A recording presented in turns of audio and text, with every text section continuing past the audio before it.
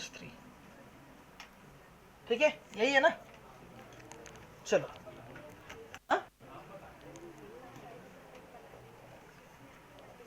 राशिफल इसका बताना है, तुला राशि। देखो सबसे पहले फंक्शनल ग्रुप देखो, बोलो है क्या, कहाँ है, यस सर है। प्रेफरेंशियल फंक्शनल ग्रुप तो नहीं है, मल्टीपल बॉन्ड को लपेटते हुए हमें चेन सेलेक्ट करना है, ये तो तय है कि ये चेन का हिस्सा होगा। अब यहां से आओ यहां से आओ, एक ही मतलब है, 1 2 3 4 5 6 7 8 9 10,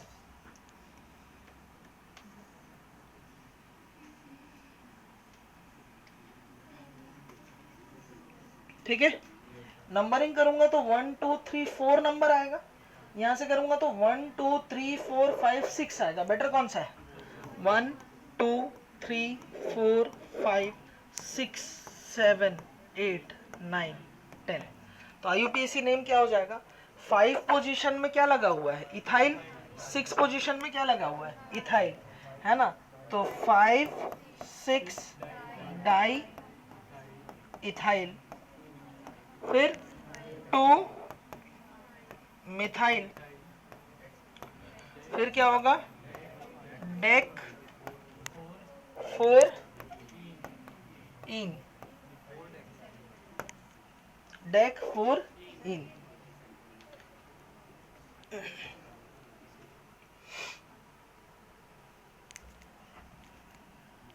डेक 4 इन, और ऑप्शन देख के मैच खेलना है तो 4 डेकिन हो जाएगा, कोई दिक्कत नहीं। कौन सा है answer, 5 6 di ethyl 2 methyl 4 Deccan, हो तो गया, सेकंड ऑप्शन। क्या हुआ इसमें, क्या दिक्कत, तू थका हुआ था तब क्वेश्चन अटेम्प्ट किया और कुछ नहीं, है ना। और कौन सा, एक्सरसाइज फर्स्ट 50, इसमें क्या दिक्कत है,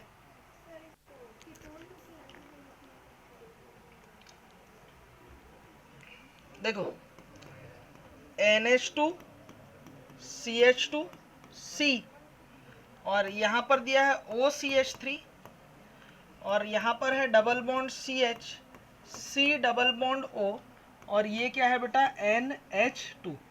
अब जरा गौर से देखो, यही क्वेश्चन है, देखो ध्यान देना, मैंने आपको बार बार करके एक ही चीज बोला है, आप नेमिंग में गड़बड़ करते हो तो कहाँ, एस्टर और अमाइड में, ठीक है।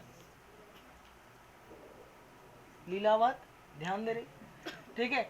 आपको तो एक चीज ध्यान देना, सबसे पहले फंक्शनल ग्रुप कौन सा होगा, तो प्रेफरेंशियल फंक्शनल ग्रुप तो हमारा ये होने वाला है।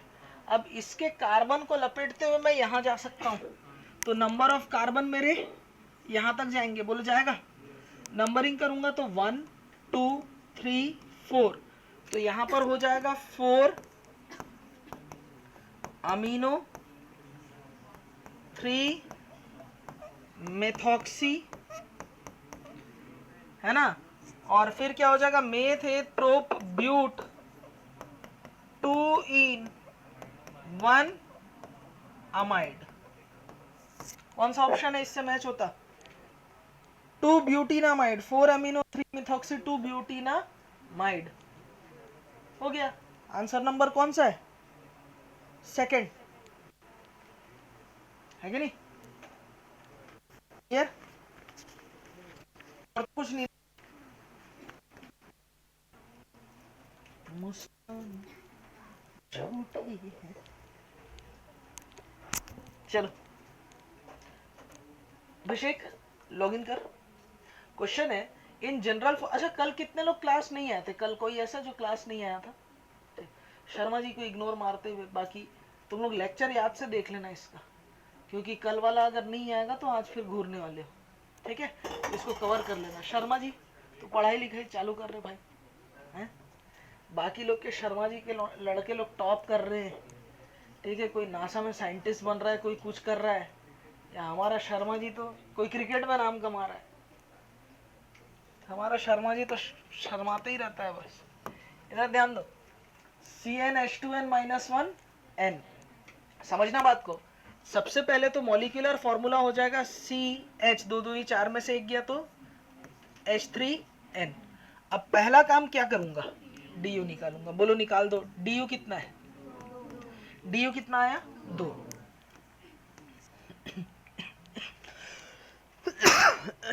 अब देखो क्वेश्चन है, जनरल फॉर्मूला दिया हुआ है, find out possible structural isomers of this molecular formula. Structural isomer बनाना है, तो अगर DU 2 है तो इसका मतलब 2 पाई बॉन्ड बना सकता हूं, 2 रिंग बना सकता हूं, और एक रिंग और एक पाई बॉन्ड बना सकता हूं। लेकिन 2 रिंग बनाने के लिए अगर एक और एटम कॉमन भी हो, तो अगर इधर वाला कॉमन एटम भी है तो 1 2 3 4, तभी तो ऐसे 2 रिंग बनेंगे। आप समझ पा रहे हो, यानी कि 4 और 5 एटम्स कम से कम चाहिए 2 रिंग बनाने के लिए। हाँ ठीक है, मतलब कम से कम 5 एटम्स तो चाहिए 2 रिंग बनाने के लिए। आप समझ पा रहे हैं ये वाला बात। अगर मुझे 2 रिंग बनाना है, एक कार्बन एटम कॉमन भी क्यों ना हो, तो यहाँ पर 2 कार्बन और यहाँ पर 2 कार्बन एटम्स लगाऊंगा, तब जाकर के रिंग बनेगा। मतलब रिंग बनाने के लिए, 2 रिंग बनाने के लिए मुझे 1 2 3 4 5 एटम्स कम से कम चाहिए। चाहिए नहीं चाहिए, आप मुझे बताओ। तो 5 एटम्स जब चाहिए, यहाँ तो भैया हमारे पास सेंट्रल एटम ही 2 बचे हुए हैं, तो इससे 2 रिंग वाला केस तो हमारा नहीं बनेगा। देखते हैं, अंदाजा शुरुआत ऐसे करना है क्वेश्चन का। तो ये बात तय है, 2 पाई बॉन्ड आ सकता है, 2 रिंग आ सकता था DU 2 होने की वजह से, लेकिन यहाँ नहीं आएगा। एक रिंग एक पाई बॉन्ड हो सकता है, देखेंगे इस बात की पॉसिबिलिटी भी जानेंगे। सबसे पहले C2H3N है, तो इसका पहला स्ट्रक्चर कैसे बना सकता हूं, DU 2 है तो 2 अपने पास कार्बन कितने हैं 2, तो पहले तो एक कर सकता हूं, कार्बन के बीच में 2 DU खत्म कर देता हूं, बचा क्या N। अब नाइट्रोजन वैलेंसी के अकॉर्डिंग NH2 लिख दिया मैंने, क्लियर है। हाइड्रोजन बैलेंस अपने आप हो जाएगा, यहाँ हाइड्रोजन कुछ नहीं है, मतलब हाइड्रोजन है, हाइड्रोजन का लफड़ा पालना नहीं, वो अपने आप बैलेंस हो जाता है। क्लियर है, सब लोग अच्छे से थोड़ा ध्यान देना, समझना, क्वेश्चन बहुत अच्छा है। इस क्वेश्चन के थ्रू मैं आपको 2-3 बातें भी बताऊंगा। अगर मैं आपसे पूछूं इस कंपाउंड का नाम क्या होगा, मेथ एथ इथाई, है ना, इथाइन, है ना, मेथ एथ, एथ आइन और अमाइन, इथाइन अमाइन, क्या होगा इथाइन अमाइन। अब जरा बात को समझना, मैं आपसे पूछूं कि ये कौन सा अमाइन है, 1 डिग्री 2 डिग्री और 3 डिग्री, 1 डिग्री अमाइन।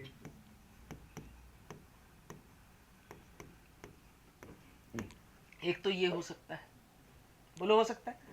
दूसरा मैं ये कर सकता था, मैं कार्बन कार्बन के बीच में मैंने ट्रिपल बॉन्ड बनाया था, अब मैं DU 2 जो खर्च करना है, मैं क्या कर रहा हूं, कार्बन नाइट्रोजन के बीच में इसे लगा देता हूं।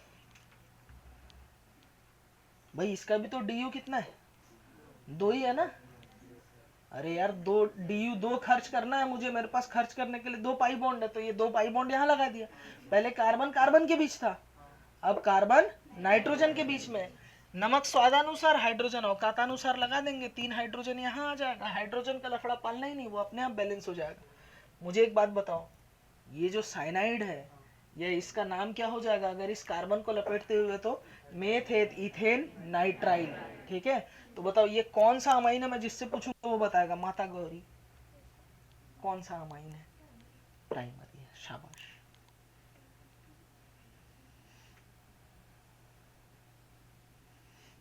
3 डिग्री है। नाइट्रोजन के पास में अगर 0 हाइड्रोजन हो तो वो 3 डिग्री होता है।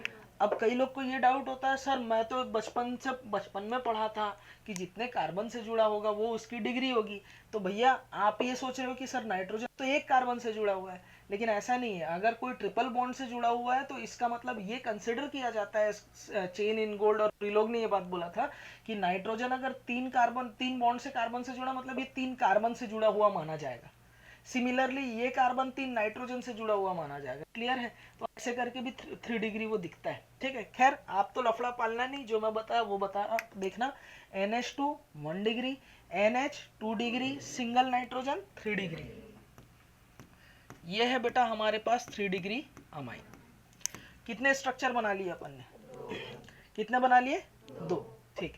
अच्छा 3 डिग्री अमाइन का मैं ऐसा भी तो बना सकता हूँ ना, मैं 3 डिग्री अमाइन को कुछ इस तरीके से, कुछ इस तरह, अगर मैं कार्बन नाइट्रोजन के साथ लिंकेज था, मैं इनके लिंकेज को अगर बदल दूं तो CH3 NC, यहां पर भी देखो 2 पाई बॉन्ड दिख रहा है, यानी डी यू कितना है, अरे डी यू 2 ही है ना यार, निकाल के देख लो। आप ऐसे करो ना, इसका मॉलिक्यूलर फॉर्मूला है क्या है, मॉलिक्यूलर फॉर्मूला इसका, मॉलिक्यूलर फॉर्मूला इसका सेम है, डी यू निकाल के देख लेना 3 ही आएगा। बोलो क्लियर है यहाँ तक। एक और स्ट्रक्चर बनाया जा सकता है। अभी जो मैं पाई बॉन्ड बना रहा था वो 2 एटम्स के बीच देख रहा था, 2 पाई बॉन्ड कार्बन कार्बन के बीच, 2 पाई बॉन्ड कार्बन नाइट्रोजन या नाइट्रोजन कार्बन के बीच। अब मैं 2 पाई बॉन्ड बना रहा हूं, एक कार्बन के पास एक नाइट्रोजन के साथ, तो कैसा बनेगा देखना, सी सी एन, ऐसे ही होगा। अब जरा देखना यहां पर ध्यान देना, कार्बन के पास 1 2 तो 2 हाइड्रोजन यहां होगा, 1 2 1 हाइड्रोजन यहां होगा, नमक स्वादानुसार हाइड्रोजन बैलेंस हो जाता है कि नहीं। चलिए बताओ, ये अगर मैं पूछूं कि ये कौन सा अमाइन है, अगर मैं इसे अमाइन कंसिडर करूं तो ये डिग्री ऑफ अमाइन कौन सा होगा, एक नाइट्रोजन 2 कार्बन से जुड़ा है ये मानते हुए 2 डिग्री अमाइन होगा, या NH है तो ये क्या होगा 2 डिग्री अमाइन, या इसको मैं बोल सकता हूं इथीन इमीन, ईथ इन और इमीन, डबल बॉन्ड N होता है तो इसे इमीन बोला जाता है, amine imine cyanide, amine imine cyanide. बोलो बात क्लियर है, ठीक है। तो दूसरा कंसिडर तो मैं ये कर सकता हूं, क्या कर सकता हूं बेटा, इथेन इमीन। बोलो क्लियर है, ठीक। इसके अलावा और कोई कॉम्बिनेशन किया जा सकता है क्या, आप मुझे बताओ, क्या क्या बना सकते हैं, रिंग और पाई बॉन्ड। देखो रिंग और पाई बॉन्ड का अगर मैं कॉम्बिनेशन बनाऊंगा तो मैं कैसे बना सकता हूं, जरा देखना, कार्बन कार्बन और नाइट्रोजन, बोलो है, कार्बन कार्बन और नाइट्रोजन है। अब देखो एक डी यू तो मैंने खर्च कर दिया, अब मैं क्या कर रहा हूं बेटा, एक डबल बॉन्ड कार्बन कार्बन के बीच लगा देता हूं, ठीक है। एक ऑप्शन ये हो सकता है, कार्बन कार्बन के बीच क्या लगा दिया मैंने, डबल बॉन्ड।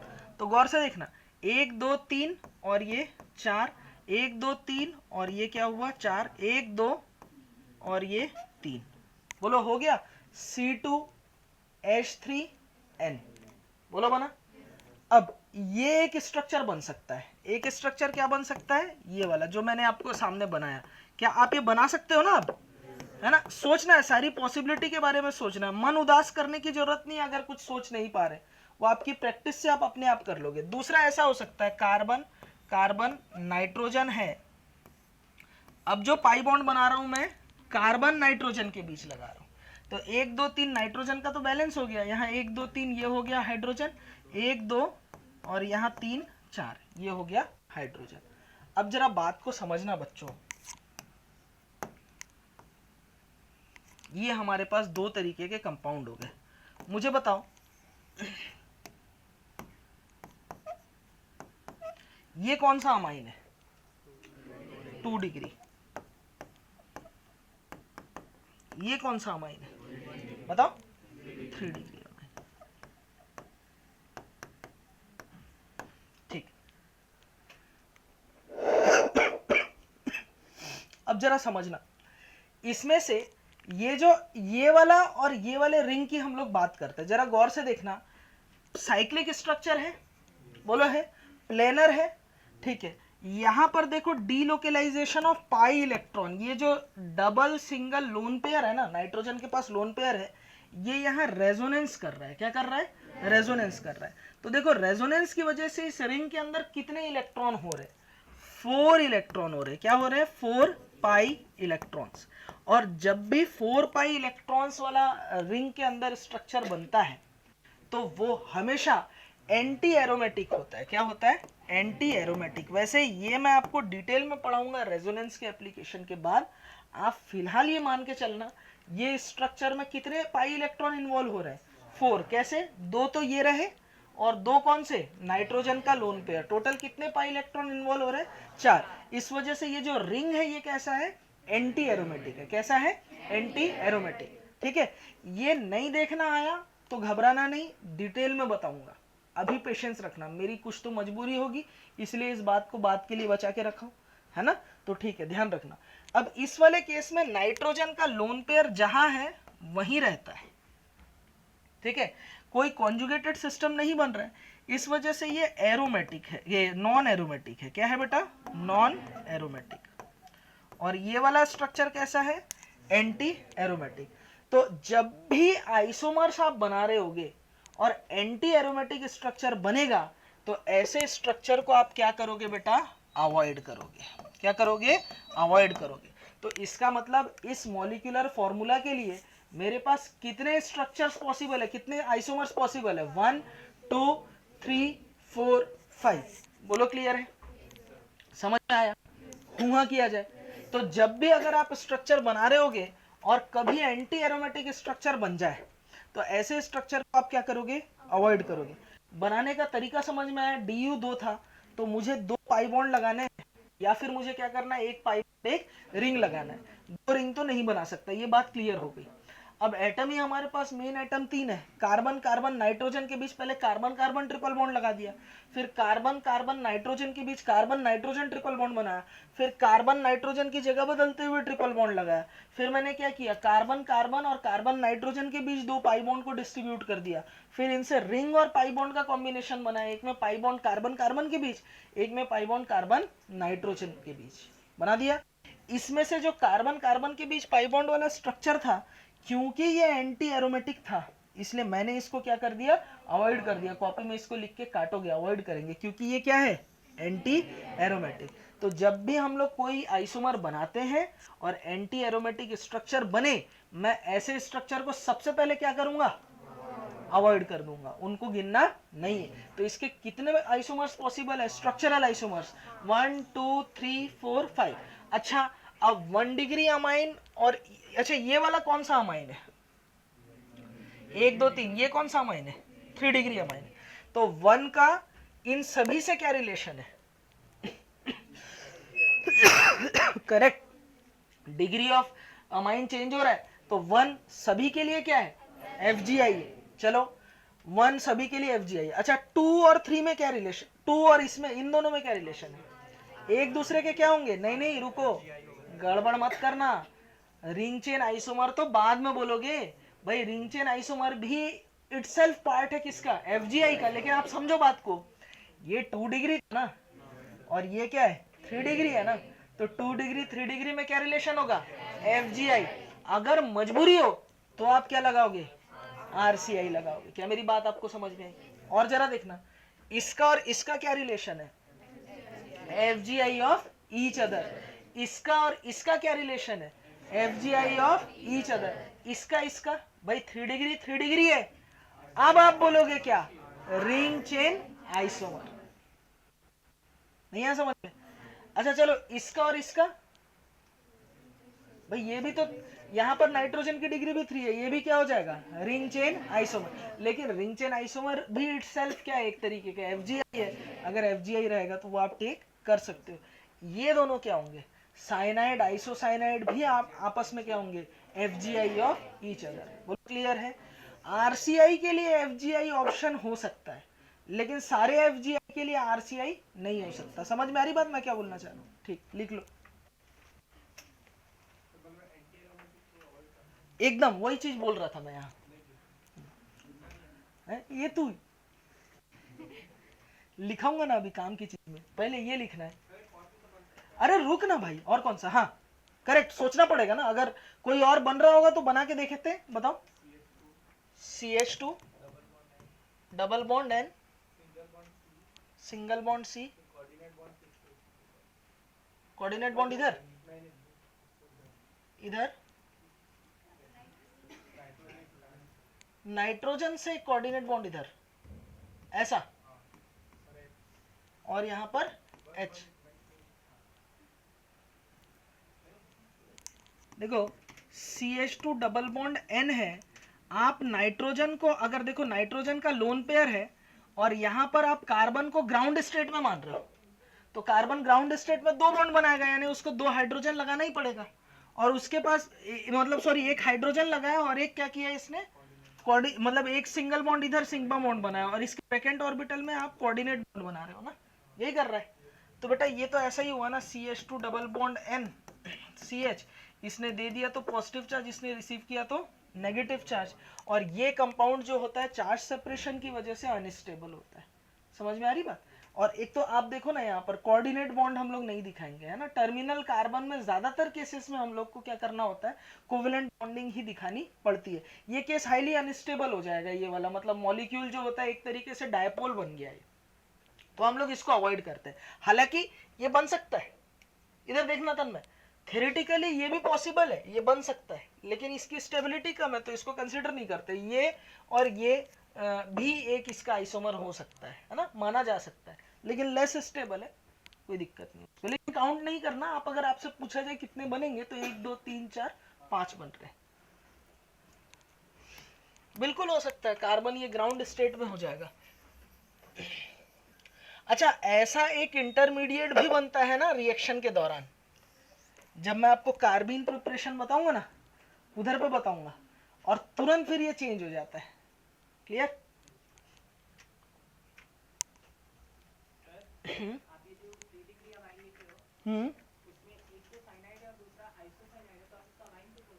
किसको?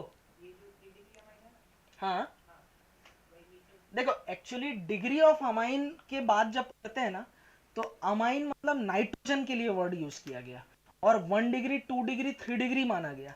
लेकिन मैं ये बोल रहा हूं ये इमीन है। ये क्या है? इमीन है। इमीन एक टाइप का 2 डिग्री अमाइन है। ये साइनाइड है, साइनाइड एक टाइप का 3 डिग्री अमाइन है। मतलब अगर अमाइन ही कंसिडर मैं करूं, अमाइन मतलब नाइट्रोजन फंक्शनल ग्रुप यानी अमाइन है, अमाइन डिग्री 2 डिग्री 3 डिग्री, तो 2 डिग्री का एक स्पेशल टाइप है जिसे हम लोग इमीन बोलते हैं। हालांकि इसे अलग बोला गया, इमीन है ये, लेकिन ये इमीन भी इटसेल्फ 2 डिग्री अमाइन की कैटेगरी में आता है। कौन सा अलग फंक्शनल ग्रुप है? हाँ ठीक है, मैं वो नहीं बोल रहा हूँ, बोल रहे इसीलिए बोल रहे, समझना बात को। नाइट्रोज भाई, मैंने ये बोला अमाइन जो फंक्शनल ग्रुप होता है वो किससे कंसिडर होता है? नाइट्रोजन से, ठीक है। और नाइट्रोजन किससे जुड़ा है? कार्बन से। अगर एक नाइट्रोजन एक कार्बन से जुड़ा रहे तो 1 डिग्री, नाइट्रोजन 2 कार्बन से जुड़ा रहे तो हमने क्या बोला? 2 डिग्री, नाइट्रोजन 3 कार्बन से जुड़ा रहे तो हमने उसे क्या बोला है? 3 डिग्री, ठीक है। अब सीआईपी रूल ये बोलती है कि नाइट्रोजन अगर ट्रिपल बॉन्ड कार्बन से जुड़ा है, इसका मतलब ये नाइट्रोजन कितने कार्बन से जुड़ा है? 3 कार्बन से जुड़ा है, तो इस बेसिस पे इसे 3 डिग्री अमाइन भी कंसिडर किया जाता था पहले के सिस्टम में, ठीक है। लेकिन बाद में साइनाइड रिएक्टिविटी के बेसिस पे उसको प्रायोरिटी ऑर्डर में ऊपर, साइनाइड ऊपर है, फिर नीचे अमाइन आता है। समझ में आ रहा है? लेकिन साइनाइड भी इटसेल्फ 3 डिग्री अमाइन की कैटेगरी में। नहीं आ रहा समझ में? मतलब अगर मैं इन्हें डिग्री पूछूं, मैं अगर साइनाइड में डिग्री पूछूं तो ये एक तरीके का 3 डिग्री अमाइन। हाँ हाँ,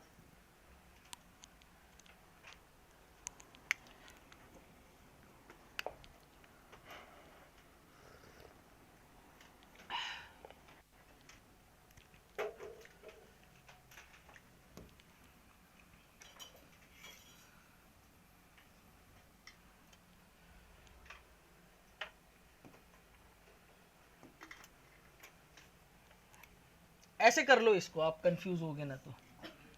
नाइट्रोजन की डिग्री यहाँ 3 है, यहाँ पर क्या है? 2 डिग्री, ठीक है। अब क्योंकि देखो डिग्री चेंज हो रहा है ना, तो डिग्री ऑफ अमाइन चेंज होने से हम लोग उसको क्या मानते हैं? एफजीआई बोलते हैं। क्या बोलते हैं? एफजीआई। चलो लिख लो, फटाफट करो। हो गया? अब ध्यान देना, कुछ अनस्टेबल केसेस ऐसे हैं जो रूम टेम्परेचर में हाईली अनस्टेबल होते हैं, तो हम उन्हें लिखते नहीं है ना। Some unstable cases at room temperature which must not be written in all possible structures are, मतलब जब भी ऑल पॉसिबल स्ट्रक्चर आप बनाओगे ना, तो उस कंडीशन में कुछ ऐसे स्ट्रक्चर जिन्हें आप अवॉइड करोगे, ये रूम टेम्परेचर में स्टेबल नहीं होते। पहला कौन सा? Anti aromatic compound. ये देखने का तरीका मैं आपको बताऊंगा। दूसरा, ऐसा कोई कंपाउंड नहीं बनाओगे जिसमें परऑक्सी लिंकेज प्रेजेंट हो। क्या प्रेजेंट हो? परऑक्सी लिंकेज। तीसरा, इनॉल फॉर्म। इनॉल मतलब डबल बॉन्ड इन। ये क्या है? डबल बॉन्ड रहेगा तो इन, और इन पे क्या लगा हो? ऑल। क्योंकि इनॉल फॉर्म जो होता है ना, वो तुरंत टॉटोमेरिज्म कर लेता है। क्या कर लेता है बेटा? टॉटोमराइज हो जाता है, और टॉटो बन करके कीटो फॉर्म में बदल जाता है, यानी सी, यहाँ डबल बॉन्ड हो जाता है। किसमें बदल जाता है? अपने कीटो फॉर्म में। ठीक वैसे ही चौथा हेमी एसिटल फॉर्म। कौन सा बेटा? Hemiacetal form. Hemiacetal मतलब कि एक कार्बन होगा उसमें OH और OR दोनों ग्रुप अगर हुआ तो यहां से क्या होता है? H2O वापस निकल जाता है यहां से। ठीक है ना? क्लियर है यहां से? हेमी एसिटल के अलावा अगर 1,1 डाइऑल स्ट्रक्चर हो, यानी एक कार्बन पे 2 OH ग्रुप हो, तो इसे हम लोग क्या करेंगे? ऐसे स्ट्रक्चर नहीं बनाएंगे क्योंकि यहां से वाटर एलिमिनेट हो जाएगा। क्लियर है? और क्या बन जाएगा? C double bond O। यहां से भी वाटर एलिमिनेट हो जाएगा। ठीक है? C double bond O। Hemi acetal, 1,1 diol structure, enol form, peroxy linkage, anti aromatic, ये सारे स्ट्रक्चर्स हम अवॉइड करते हैं। क्या बोल रहा था मैं? क्लियर है यहां तक? चलिए नेक्स्ट क्वेश्चन है, right all possible structural isomers of alcohol with molecular formula C5H12O। अच्छा, मैंने अल्कोहल पहले ही मेंशन कर दिया है, मतलब इसका मतलब ये है आप अल्कोहल के साथ यानी O के साथ H ही रखोगे, O के साथ C करके आप ईथर आइसोमर नहीं बनाओगे। ठीक है? क्योंकि ईथर बनाने लग गए तो बहुत बनेंगे, है ना?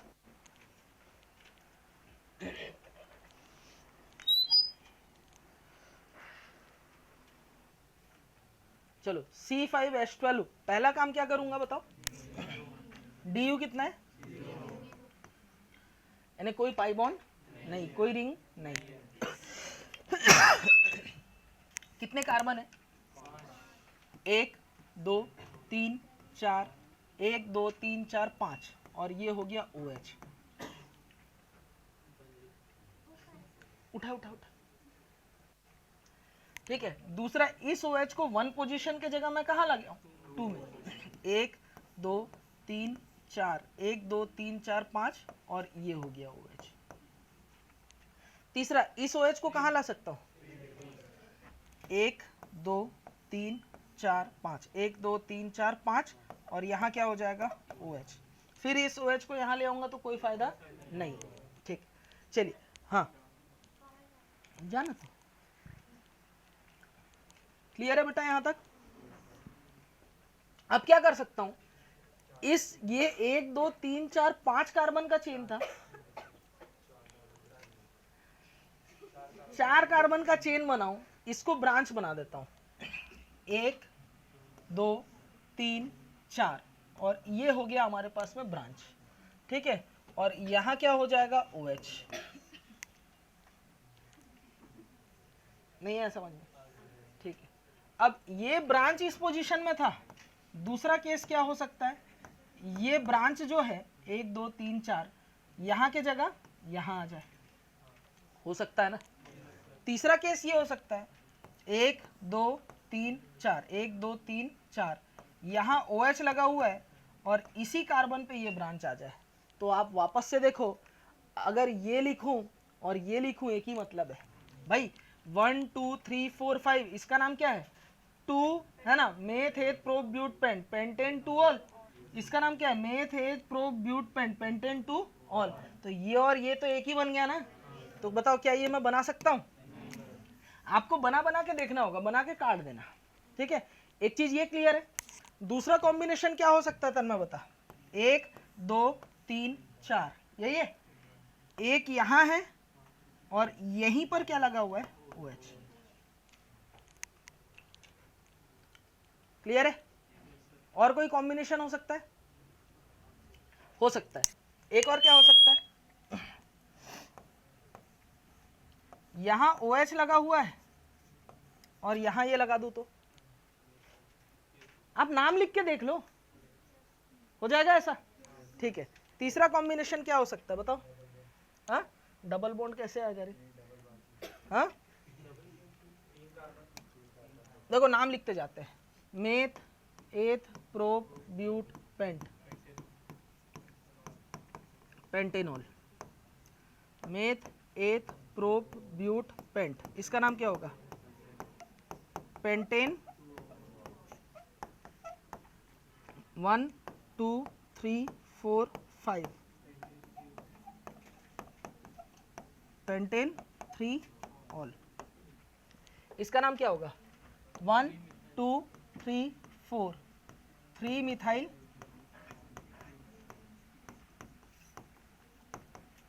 ब्यूटेनॉल। 1 2 3 4 2 मिथाइल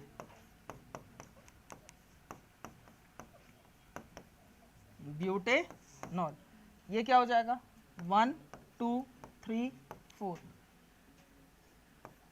2 मिथाइल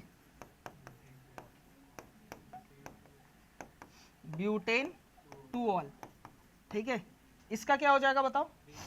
1 2 नहीं 1 2 3 4। इधर से क्यों किया, समझ में आ रहा है? तो नाम क्या हो जाएगा इसका?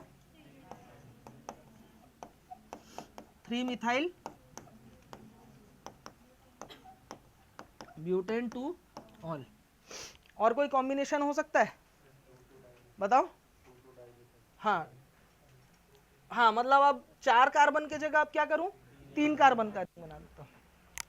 1 2 3। अब यहां लगा दिया मैंने OH और यहां मिथाइल लगा दिया। अब क्या हो जाएगा बताओ? 1 2 3 2 2 डाई मिथाइल और क्या हो जाएगा? प्रोपेनॉल।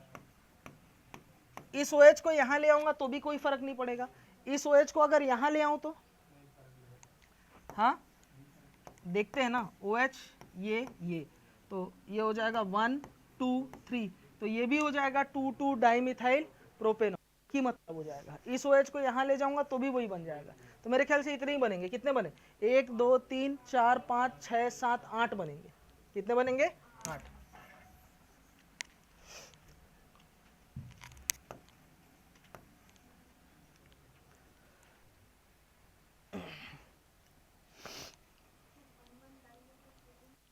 कैसा? प्रोपेन, ये हो गया प्रोपेन। और 1 1 में मैंने लगाया डाइमिथाइल। हाँ, और ये प्रोपेन, हाँ ये हुआ है ना, कि यहाँ OH लगाऊं। 1 1 डाइमिथाइल ना, तो देखो ये 1 2 3 हुआ ना, तो 1 1 डाइमिथाइल मेथेट प्रोपेनॉल। अगर जिसको तुम बोल रहे हो, तुमने चेन ही गलत सेलेक्ट किया। नाम लिख के बना के देखना है, मन में नाम से नहीं सोचना, नाम का स्ट्रक्चर बना के नाम लिख के देखना है। इसका नाम क्या हो जाएगा देखना, 1 2 3 4। तो ये अपने आप में ही क्या हो गया? 2 मिथाइल मेथेट प्रो ब्यूटेन टू ऑल। ये वाला हो गया। ठीक है। मैं क्या कर रहा हूँ, बॉन्ड लाइन नोटेशन में ना ओरिएंटेशन कुछ भी हो सकता है, आपको तो नाम देखना है।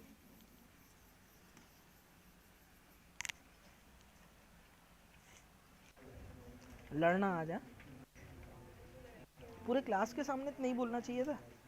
कितना खराब लगा सोच मेरे को ना निकिता भाई। चलो बना डाले। कितना? 5 6। देखो सबसे पहले कितने कार्बन है? 5। 1 2 3 4 कार्बन एक तरफ और ये एक तरफ। कितने हुए?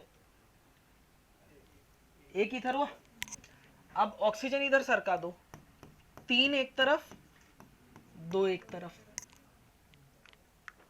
ठीक है, अब ऑक्सीजन और इधर सरकाऊंगा तो मतलब तो वही है। अब मैं क्या करूंगा, यहां ब्रांचिंग कर देता हूं।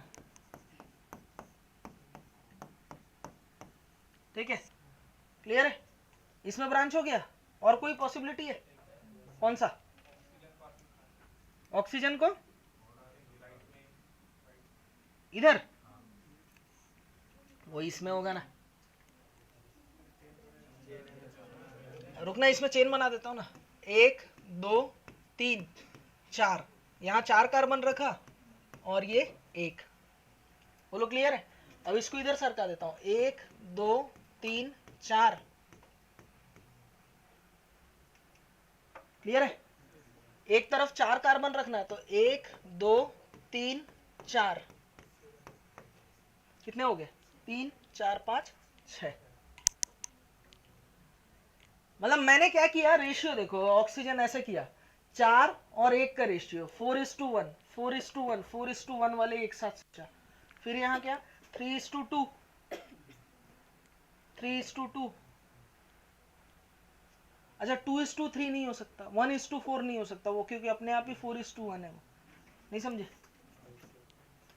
नहीं आया समझ में? आना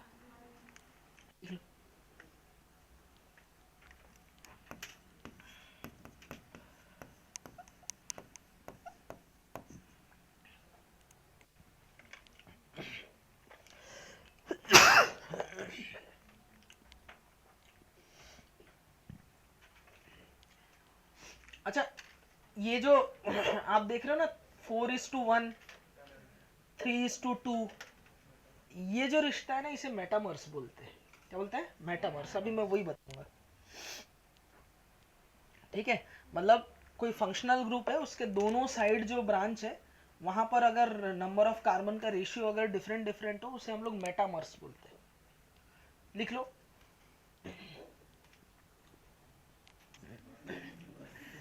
मेटामेरिज्म लिख रहा है, मेटामेरिज्म।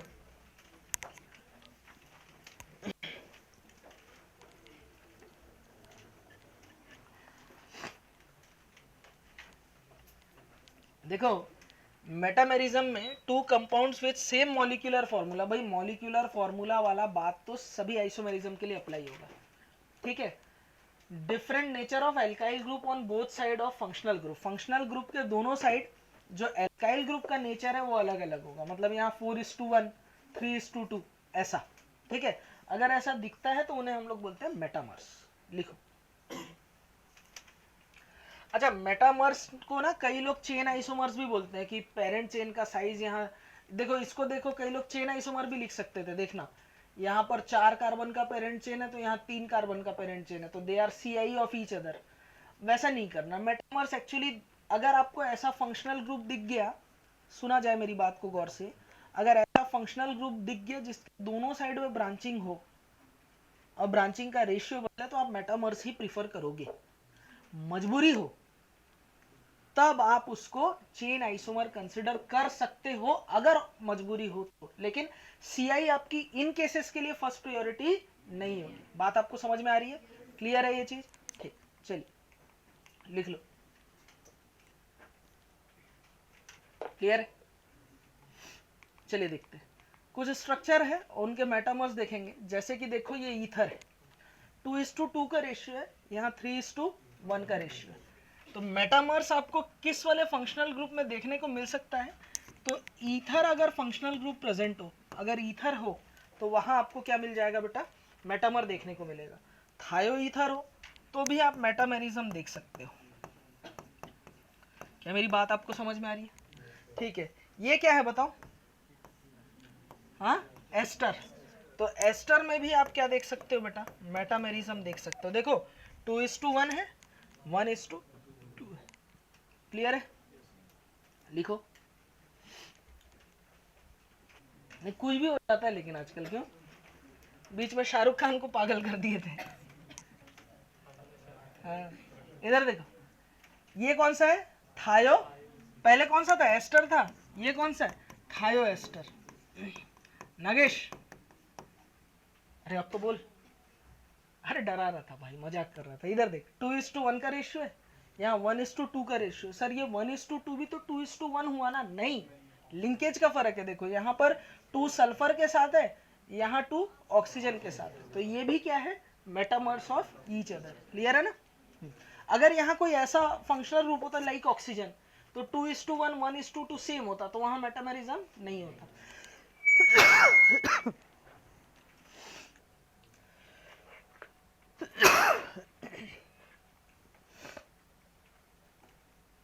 कुछ एग्जांपल्स और हैं। 3 डिग्री अमाइन भी हो सकता है। ठीक है, ये देखो ये एस्टर है। ठीक है, 3 डिग्री अमाइन, ये भी मेटामेरिज्म दिखा रहा है। एस्टर हो गया, ये भी मेटामेरिज्म दिखा रहा है।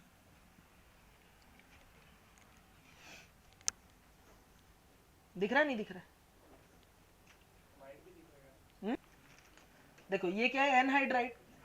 देखो दोनों साइड रेशियो 2:2, यहाँ 1:3। ठीक है, तो एनहाइड्राइड भी क्या दिखाता है? मेटामेरिज्म। लिखो। ये एक सजेशन है ना, ये चीजें दिखेंगी तो आप वहां ये चीजों के चांस आपको दिखते हैं।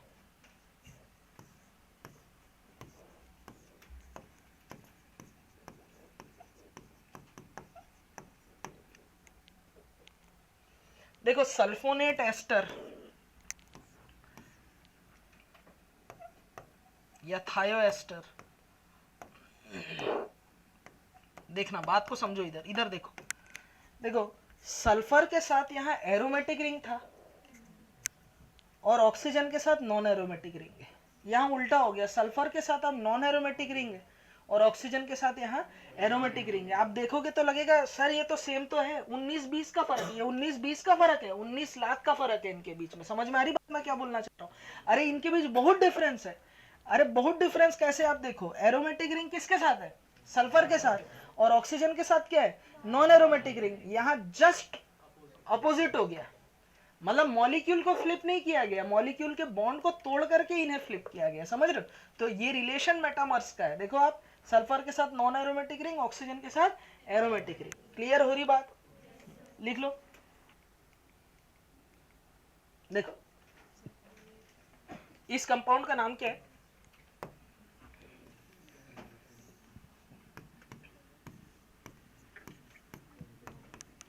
पेंटेन थ्रियोन। एक और लिख सकता हूं,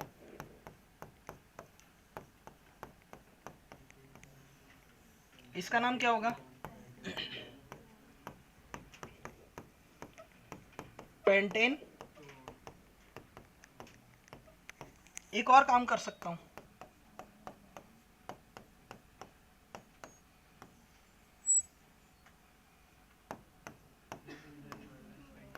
थ्री मिथाइल ब्यूटेन 2 और बना सकता हूं क्या, कैसे? एक इधर भेज दूंगा, यहाँ एच आ जाएगा, है ना? बताओ क्या हो सकता है, बताओ। अगर मैं इस कार्बन को यहाँ भेज दूं, इस कार्बन को यहाँ भेज दूं, तो यहाँ आ जाएगा H, तो वो तो CHO एल्डिहाइड हो गया ना। और एल्डिहाइड अगर चेंज, मैंने आपको क्या बोला, मेटामर्स बनाने के लिए आपको functional group must be same. तो देखो अगर मैं इसे A B और C बोल रहा हूँ, मैं इसका FGI जरूर हाँ आइसोमर तो वो भी होगा ना, मॉलिक्यूलर फॉर्मूला सेम है, और आइसोमर वो जो बनेगा उसके और आइसोमर्स बन सकते हैं, वो बनेगा। मैं मेटामर्स की बात कर रहा हूँ, है ना, वो पॉसिबिलिटी है, एल्डिहाइड और कीटोन अगर होंगे तो दोनों एक दूसरे के क्या होंगे, FGI होंगे। रिंग बना सकते हो इसका, है ना, रिंग बनाने से एक DU इंट्रोड्यूस हो जाएगा, है कि नहीं? अगर ये ऑक्सीजन को OH कर दिया, अल्कोहल कर दिया, और ये जो पाई बॉन्ड है इसको मैनेज करने के लिए आपने रिंग बना दिया, या जो ओपन चेन है उसमें आपने पाई बॉन्ड इंट्रोड्यूस कर दिया, तो ऐसे करके आप डिफरेंट डिफरेंट आइसोमर बना सकते हो। लेकिन उससे क्या चेंज हो रहा है, फंक्शनल ग्रुप चेंज हो रहा है। तो जब बात टोटल आइसोमर्स की रहेगी तो सारी पॉसिबिलिटी देखूंगा। अभी फिलहाल मैं जो आपको बता रहा हूँ बात को समझना, मैं इसके सिर्फ कीटोन आइसोमर्स ही लिख रहा हूँ। तो कीटोन आइसोमर्स 3 बनेंगे।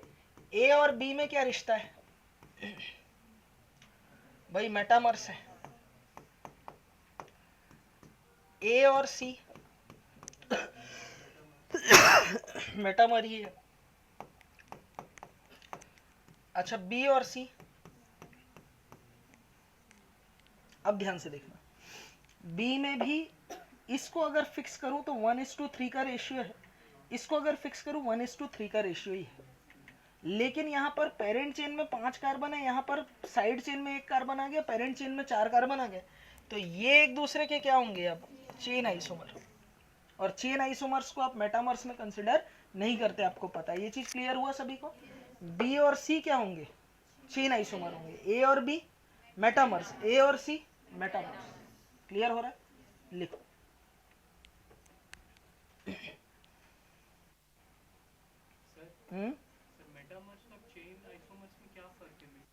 मेटामर्स और चेन आइसोमर्स में ये फर्क होता है, मेटामर्स मतलब कि फंक्शनल ग्रुप के दोनों side nature of alkyl group different होने चाहिए। नेचर में हम लोग किसी भी तरीके से बॉन्डिंग की बात नहीं करते, ठीक है? देखो फंक्शनल ग्रुप के दोनों side nature of alkyl group, यहाँ 1 कार्बन का, यहाँ 3 कार्बन का, यहाँ पर भी देखो 1:3, यहाँ पर भी 1:3, तो ये तो सेम है ना नेचर वाइज एल्काइल ग्रुप।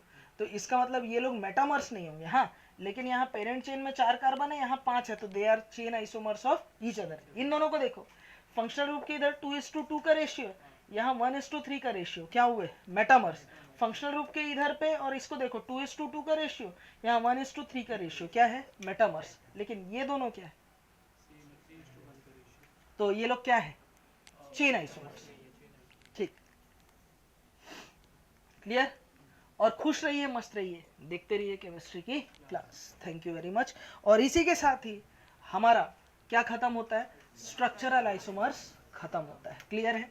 इसमें एक चीज बच गया, कौन सा, नाम है टॉटोमेरिज्म, और वो मैं रेजोनेंस के एप्लीकेशन पढ़ाते हुए आपको पढ़ाता हूं, अभी नहीं पढ़ाता। क्लियर, चलो थैंक यू।